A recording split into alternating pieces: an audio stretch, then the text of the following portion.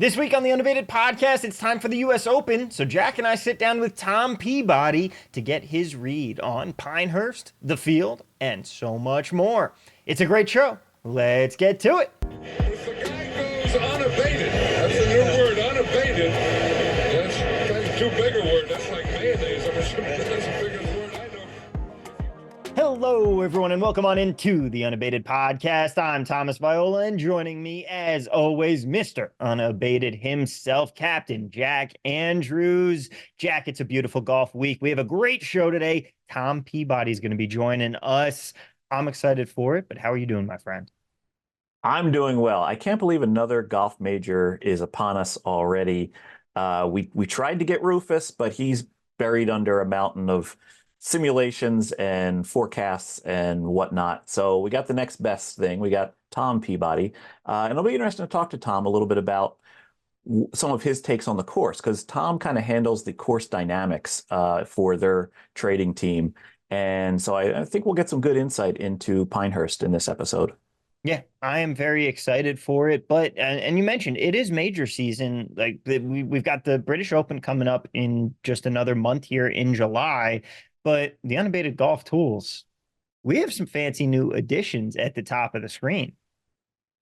Yeah, we've added some more markets that you can track on the unabated golf screen. We have an unabated line for golf that'll be out soon. We hope to have it by the time the US Open roll around. It's not going to quite there yet, but we'll have an unabated line for some of these markets as well soon. So that'll be a game changer for a lot of people. Yeah, this is going to be big. I'm excited to really start betting more golf because the extent of my golf betting strategy right now is texting Rufus on Tuesday or Wednesday and saying, "Hey, who's winning this week?" And unfortunately, the answer has mostly been Scottie Scheffler. So, one of the things that I always tell people, Tom, is if something feels like it's too big to handle, what do? You narrow your focus. And the way golf betting has been lately, you can narrow your focus. You can choose just a round. You can choose just a player. You can kind of narrow it down to something that's a little bit more bite-sized for you and go from there. And I think that's a great way for people to get into golf without having to take some flyer on a guy that's 15 to 1 to win an entire tournament. I think my biggest problem is like, where do you go to begin? That's the thing that I think that the unabated line and being able to say, okay, I'm going to use a top-down approach and I can start like actually breaking this off and taking advantage of some of these markets now. Because like when you're trying to break into a brand new sport, look at cricket this week. All of a sudden, big in the U.S. lexicon here. I can't tell you what an over is still. Like the American stereotype is incredibly real, but all of a sudden everybody was aboard the cricket bandwagon, but it is still something I can't go and bet on it this week. I have no idea what I'm doing. Right. I know. And I feel a little bit bad for our friends at Prime Sportsbook because they've made a big deal about cricket. New Jersey, where I'm at and where Prime Sportsbook is at, has a large Indian population. And so that's a very big sport in India. And so they're trying to lean into that and get a little bit more of a betting uh, climate for cricket in New Jersey. And it might have bit him in the ass a little bit this week with the U.S. pulling a major upset. Yeah, it was huge. Apparently, their odds were only like 5 to 1, but like really, still a monument. The odds are one thing, but the significance of it is still something huge. Like comparing it to a team from Pakistan beating the U.S. in football, I don't feel is an unfair comparison. And Jack, we have a great interview here with Tom Peabody to talk about golf. And we're going to get to that in just a second. But the last thing that I want to touch on before we move to it, in addition to all the new golf markets that we've got out, baseball, that prop simulator is looking an awful lot different than it did at the start of the season here. Yeah, so we added in market-based projections to the baseball prop simulator. And so this is great for kind of right sizing. Look, a lot of people have different sources of information for loading into our prop screen. And this kind of helps you regress them to the market or blend them to the market. And then also we expanded the number of props that we have available to simulate. So go ahead, check out our baseball prop screen, and you're going to see there's a lot of things in there. Pitcher hits allowed, pitcher runs allowed, stolen bases, batter walks, all of these props that you could actually bet on at a lot of different shops. and now you can sim them as well in our simulator. Yeah, and you're underselling it, if anything. We didn't just expand; we tripled. We Yeah. went from 4 to, I believe we have 16 now, or 12. Yeah, it's a whole big list. We added 12 new prop markets, I believe, that you can sim here with the MLB simulator. So we have a whole lot for you to help you get through the summer doldrums that sports betting comes with, if you are so inclined. But right now, Jack, I'm inclined to toss it over to our other Tom, and let's get started talking about some US Open with Tom Peabody. Let's do it. And ladies and gentlemen, welcome back on into the show. Some call him the better half of the Peabody brothers, Tom Peabody, joining us now. Tom, how buried are you guys in US Open betting right now? We are very close to being upon it here.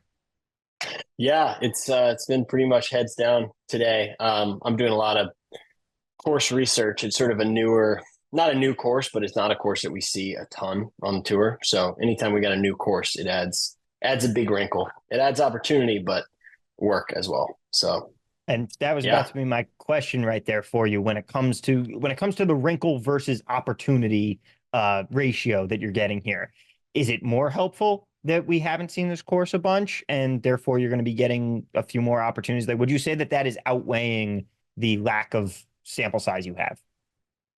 Yeah, I think so. I think it's more of an opportunity when you have less of a known quantity in terms of course, just because a lot of these courses, not as much with the majors, although given that we've kind of have a major rotation for US Open and British Open, you do see them every 8 to 10 years or whatever. But in terms of PGA Tour events, like normal season stuff, you're seeing the same courses every year pretty much. And there aren't really any secrets. And so I think when you do have a newer course, or one that, this course PGA players haven't played since 2014 in a actual tournament event, there's just more unknowns. And so it's more work, but I would say it's definitely welcome work.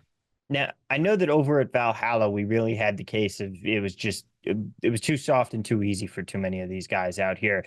Do you think that's going to be the same conditions at Pine? What are we expecting out of Pinehurst? I don't think that's going to be the case at all, luckily. North Carolina's been really dry. They've not gotten a lot of rain. And this is a course where like the whole defense essentially is that it's firm and fast. And by all accounts, it is firm and fast. I've got a friend out there today for the practice round, and she says it's tough already, and it's Monday. And so you only expect it, they're watering the course in anticipation of the event, but come Wednesday, Thursday, the rest of the event, they're not going to be watering it. So we'll expect it to get more and more challenging as the week goes on. So I think it'll be really quite tough in a good way. I'm looking forward to it. I would say winning score, low single digits, probably under par, could even be even par. So that I think that's what the USGA is always looking for. And I think they'll get the test they want, even though it's sort of a non-traditional US Open course. I think it's going to be a really good one. So we know the phrase horses for courses, right? So who are the horses for this course? I think when it comes to majors, it's less easy to. Major venues are kind of by design not one dimensional, and they're geared toward testing, the best major venues. You want to get every club in a guy's bag dirty. And so it really is a complete test of the game. And I think this one, especially maybe more so than a lot of other US Open venues, just because it's not the traditional sort of Torrey Pines or what some of the traditional US Open venues, Oakmont, places like that, where it's just they're beasts, like bearishly long, and then they've just got like 5-inch rough if you miss the fairway by a little bit. And that can honestly kind of equalize. Like we saw it with Bryson at what was it, Winged Foot? The US Open he won, where he like the bomb and gouge US Open, where like if it's missing the fairway is pretty much equally bad for everybody, and people aren't going to hit the fairway that often. You can just kind of like bomb it down there, and it makes it really one dimensional. And this course is a little bit different just because there is no real rough to speak of. And so I think it's just going to make skill even more of a separator, because it's not like everyone's going to be hacking out from the rough. If you miss the fairway, there are these waste areas with kind of hard pan sand and this wire grass. And it's part of it is kind of luck of the draw in terms of what lie you get. But then like you're going to be able to do something out of those lies, and the best players are going to be able to create shots, and the less good players are not going to be able to do that as well. And then I think in terms of horses for courses, Jack, like this is a course that's really defined by the greens, like they're really, really challenging greens complexes. And I think if your short game is not pretty dialed, you're going to get exposed in a big way this week, because these are like these greens will make you look very silly in a hurry. Do you find that with the harder courses, the distribution of where golfers are finishing, are we seeing more of a cluster of, okay, it's just these couple of really good guys that come to the top? Is it one person usually pulling away, or is it that we'll see a little more of a pack chasing here? I mean, this is a place where I'd say there's more of a separation in these really tough uh, venues, just because it's as much of it's like a physical challenge, it's a mental grind. And the guys who are sort of not in touch with the lead pack, if you lose focus a little bit on a course like this, it's easy to really put up some big numbers. So I would say we'll see a huge spread probably between even guys like always, like because you have qualifiers, like there'll be some dudes that shoot way over par, but even in terms of guys that make the cut, I would say there's potential to be 20 shots between guys that the guy who wins and the last guy who made the cut, who finishes, 65th or whatever.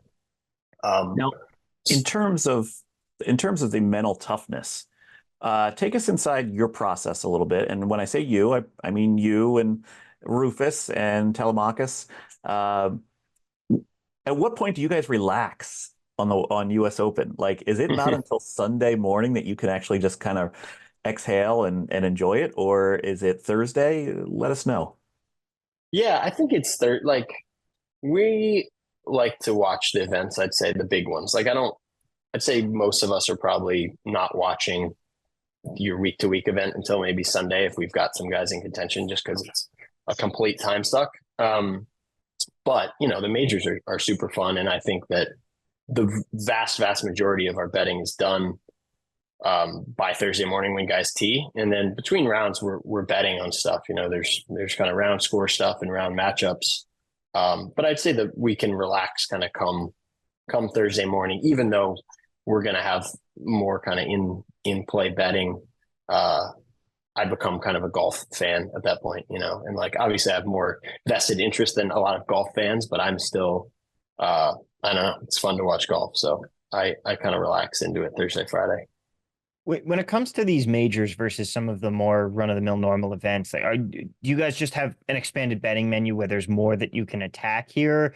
Are you like, what are you looking at in terms of the majors versus normal events when it comes to both handle and what you're betting on? Yeah, handle is a lot more just because books risk tolerance is higher because it's more casuals betting. I would say like the Puerto Rico Open, like limits are not going to be super high, and they're not going to offer a lot of matchups on like no-name golfers that they don't even really know very well, versus the US Open when everybody's watching and you can offer Bryson versus Rory and your casual golf fan's going to bet it. Like there's just a lot more money in the market. And so yeah, I would say expanded menu and higher limits. So generally we're able to get a bunch more down. It's not a wildly different process or anything. It's just we've got more options, more of a menu. Yeah, so can kind of just hit things harder. So in terms of expanded menus, one thing that I've noticed this year, and I don't recall this being as prevalent in the past, is round over unders. You can bet on a golfer if they're going to go over or under a certain number in just that round. Have you guys incorporated your play into this? And if so, what's your feelings on these round totals? Yeah, we're starting to. It definitely is more of a robust market, I guess, in the round scores space this year, I would say, starting this season. I think they've been around a little bit in Europe prior. Like I think Bet365 has had them. But yeah, in more of a big way, like the domestic books are offering them. And yeah, we're getting into it a little bit. It's a different sort of it's a different animal just because you've got to know how the course is going to play, and there are a lot of unknowns where we not might not be the best at that in terms of modeling individual player performance versus people who know what, more caddy types that know, you get the pin placements prior to the round, and so people who are going to know what that means more than maybe I would, and weather is obviously a big factor, and all that. So it really is, I would say, a very different skill set, but definitely attackable. And I think worth looking at for people if you have a feeling on, I think the course is going to play easier than clearly the market thinks based on this weather angle or whatever. There's some chance to take a stand on that. Versus you could also say just one player, like, hey, I don't think this guy's going to have a good day, but you can kind of take a stand on the entire field as well if you want to say, I think it's going to be tougher or easier. So you're an excellent interview subject, Tom, because you basically just took my follow-up right out of my mouth right there at the end, because I was going to say, do you need to handicap this based on everybody's score and the course playing harder, or do you need to just focus on one player that you feel like, he just doesn't got it this week? But I guess it's dealer's choice, right? It's whatever you want to, however you want to handle it. Yeah, pretty much. And it's sort of an alternative to a matchup in a way of another ability to fade a guy, say, or back a guy versus like if there are only so many matchups you can bet against Bryson this week. If you're like, man, we really don't like Bryson, but you can bet against him in round score stuff. There are obviously multiple ways to fade a guy. You can bet if there are two-way markets, you can bet the no on outright or top 20 or whatever on exchanges, etc. But this is just kind of another way to do that as well. Now, when it comes to some of the outright challenges that you're facing lately, it's obvious that the golfer that you're really focusing in on is Scottie Scheffler. We're getting to a very insane point here. He's just over 3-1 at some places to win the U.S. Open this week. In the last 7 tournaments he's played in, he's either won the tournament, been arrested, or had a child. Like, we're not quite on Tiger territory yet, but it's starting to look like this guy could be the Lisan Al-Gaib here. Like, does it make it that much more difficult when it comes to the outright market when you have a guy that's on a run that's this dominant and may actually continue to that point of true greatness here, or is it opening up the rest of the field to you? Yeah, I would say it's more the former, just because generally, if you show any kind of value on Scottie at 3-1, 4-1, or whatever, obviously that's going to erode a lot of value from long shots. And all things being equal, like if the field is more equal, you're gonna have more value on some of those longer shot guys. So yeah, it's a new frontier because I think we haven't really seen, like, Rahm when he was at his peak a year plus ago was the closest thing we've seen to this, and that was even only in like fields. I feel like he was like 3-1 when he played in the Mexico Open, like against a bunch of nobodies. Scottie's 3-1 against the best golfers in the world. Like, it really is pretty insane, and it's more insane that you look at it and you're like, yeah, we might still bet it, like, just because he's so low variance. It's sort of insane. Like, he had a triple bogey in the last round at just this past week, and that was sort of wild. Like, you don't see that from him. He's just always so consistent, and especially in like a tournament like this, US Open, where it's absolutely a mental grind fest, and he's one of the toughest. Like, he and Brooks, I would say, are far and away the mentally toughest golfers out there. And that matters. I mean, it's hard to quantify, but that's a real thing. And when you've got a guy who can just gut it out, and especially in a tournament like this where the winning score, like, even par might be enough to win, like, you want a guy like that who's just so consistent and can bounce back. Like, when he made that triple bogey, he birdied the next hole, I think. So he's good. In answer to your original question, though, like, it sort of depends. Like, there'll be weeks still where we're betting on Scottie, and when we're not, it's a little harder to find value, but we've still liked some other guys. And we had a little on Scottie last week that sort of made it not as bad a week, but we were, even with Scottie being pretty low to win last week, we had some Colin Morikawa, which was painful at the end, but you're still finding value. Yeah. So interesting thought there is, Rufus designed our season simulator for the NFL that we have at Unabated, which, by the way, we just recently updated with a lot more market-based projections. It's really cool right now. Just throw a quick commercial in there. And one of the things we have in the simulators, we have what we call the roof function, which is basically is a variance factor. And I assume that there are various golfers that have also a variance factor associated to them, probably in Rufus's golf simulator that he has for his own private use. Would Scheffler be near the floor of that and having the lowest possible variance? And walk us through, you don't need to go away too much secret sauce, but what would be some other golfers that maybe have a higher variance swing and therefore could be in consideration this week?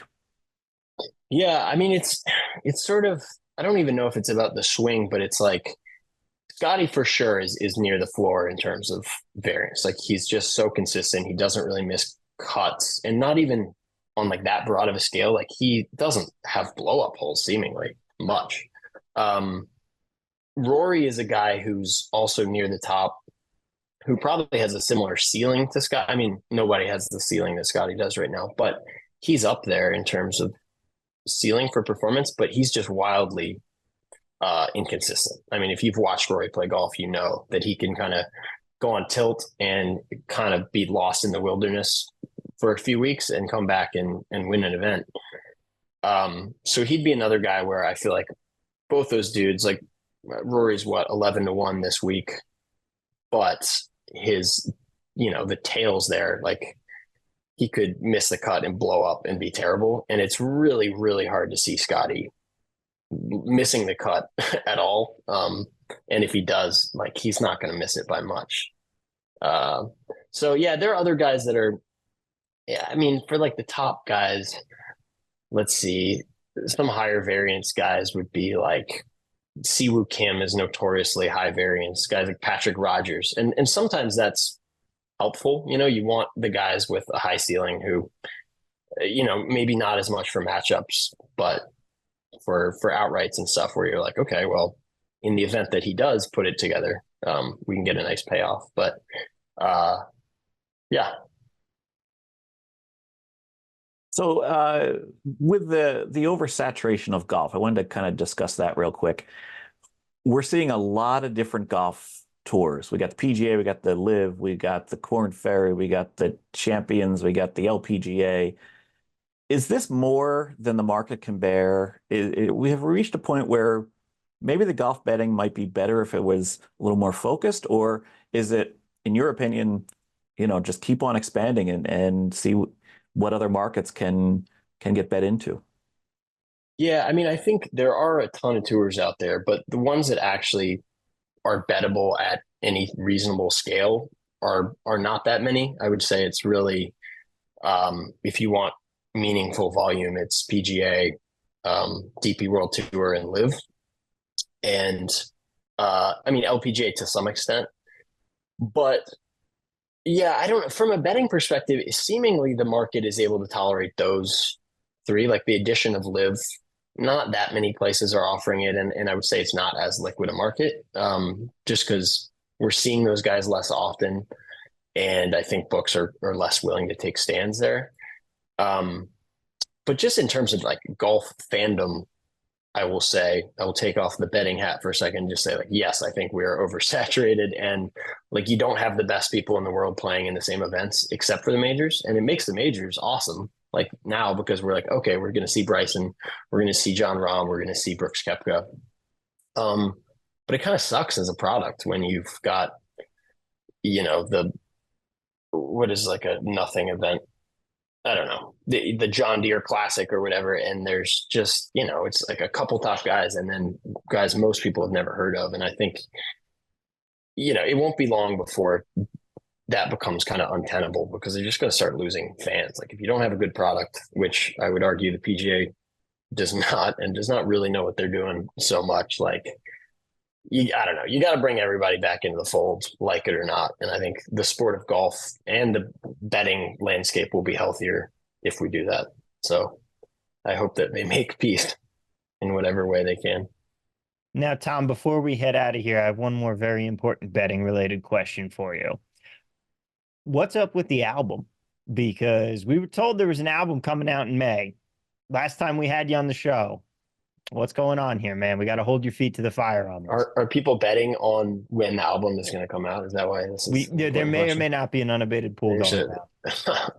Oh man, this project has been a lot of learning about what goes into making an album and the pieces that are not in your control. And there may be some people watching who are like, "You're full of it. I've released albums," but as like a procrastinator who's not good at like, I would say some of the logistical pieces of music, it's just kind of dragging. But it is done, and it will be out. I'm going to take a stand and say it's going to be out before the next time I'm on this show. And even if I have to just never come on the show again, to ensure we got the British Open coming up in July here, and that's all right. We can do it. It's going to be out by then. There's some Olympics betting maybe even too. I don't know. Yeah. Oh yeah, maybe not by Olympics. Well, when's the Olympics? Is it July? Olympics is after. British Open's before the Olympics. Okay, yeah. We'll have it out. We'll have it out. Yeah, I promise. Thank you for asking. We're still holding off on telling us the name, huh? It's called. Yeah, I know. Yeah, we're holding off. It's not like a wildly exciting name, but you'll see. You'll all see. All right. All right, Tom, thank you so much for being on. Where can people find you and all the great work you're doing, betting and music? Yeah, I'm on Twitter at JTD Peabody, mostly tweeting inane things that are not super valuable for anyone. And then music, if you are curious, Instagram, Tom Peabody Music, Spotify, Tom Peabody. That's about it.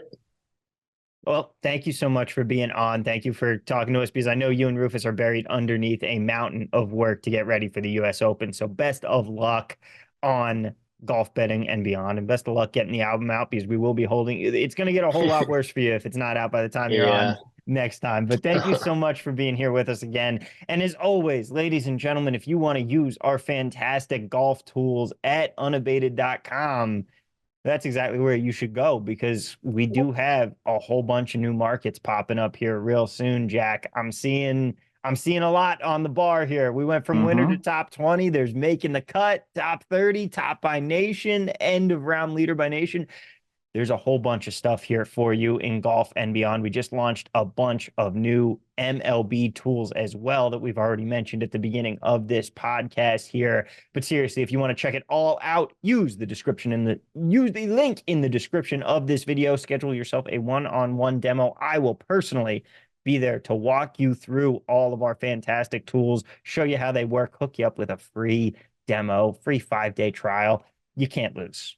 Go check it out now. And of course, like, subscribe, and share. Hit that 5-star rating. Give us a good review. If you don't like us, tell your enemies, trick them to listening to us instead. But for now, that is going to do it for us here on the pod. We'll be back next week. And as always, best of luck, ladies and gentlemen. Let's cash some tickets. We'll see you next time.